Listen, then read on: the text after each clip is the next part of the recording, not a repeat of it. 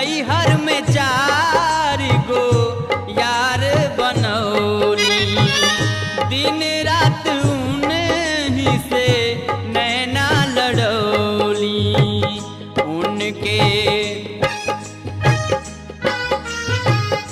उनके सुतौली हमसे जरिया हो, चुनरिया में दाग लग गई।